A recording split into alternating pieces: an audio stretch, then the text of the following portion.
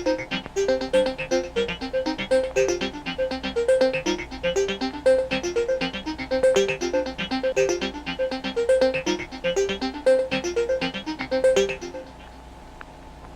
mission of this series is to explore the creative process of important contemporary artists, both unknown as well as the celebrated.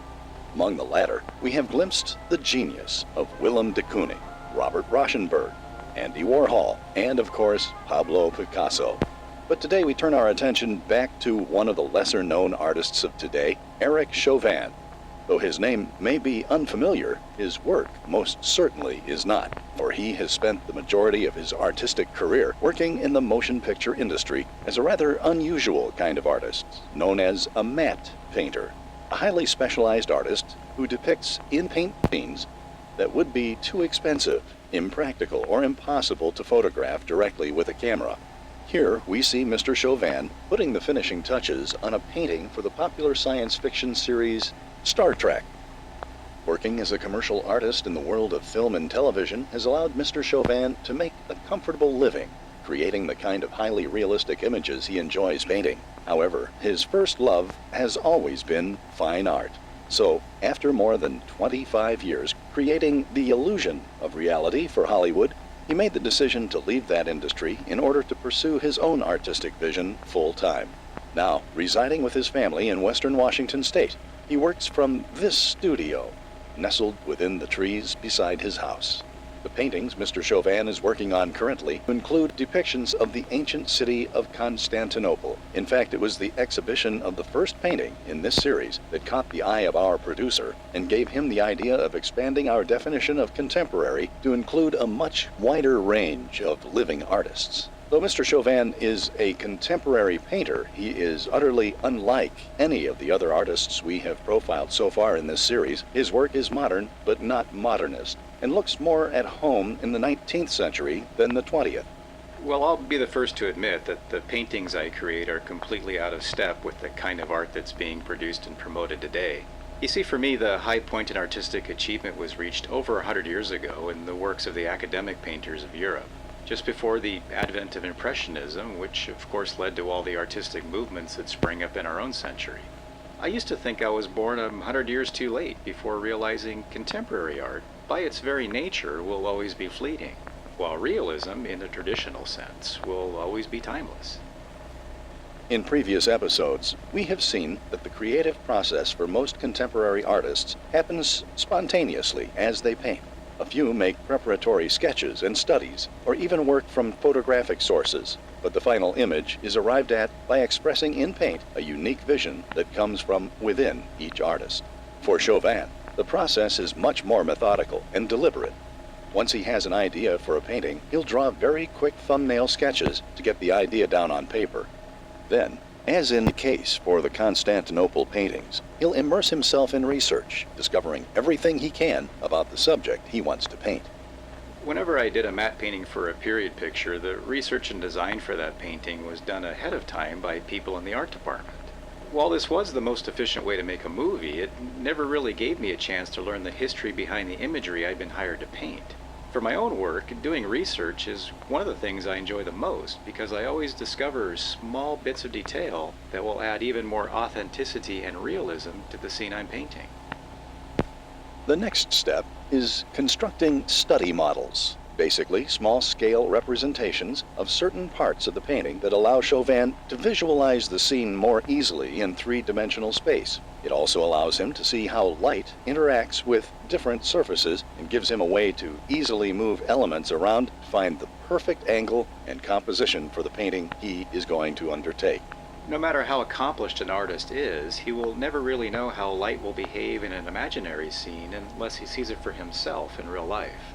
During this phase of the painting process, Chauvin will photograph the model and make a full-size cartoon that will aid him in the execution of the painting. Making a sketch the same size as the painting lets me know beforehand how much detail I will need to add to that painting. As it turns out, the thing I enjoy painting the most is fine detail, and even though the paintings I did for the movies look detailed, in many cases they were not. They were just detailed enough to look convincing on film, but not in real life. Obviously, fine art is meant to be seen directly, and what I get the biggest kick out of is making paintings that look realistic from any distance, close up to far away. If people are featured in the painting, such as these in Chauvin's rendering of the Hagia Sophia, he will hire local models to pose for him. Working with a costumer, he will stage their action, then photograph them in the poses he wants for the painting. Due to the amount of time Chauvin needs to complete the painting, with this degree of detail, it would be impractical to film him the way we have the previous artists in this series. Instead, we are using a stop-motion camera that will capture the creation of the painting, one brush load of paint at a time. The result? Well, as you will soon see, we were able to compress 10 months of steady labor into a mere 20 minutes of screen time and document the creation of an extraordinary painting.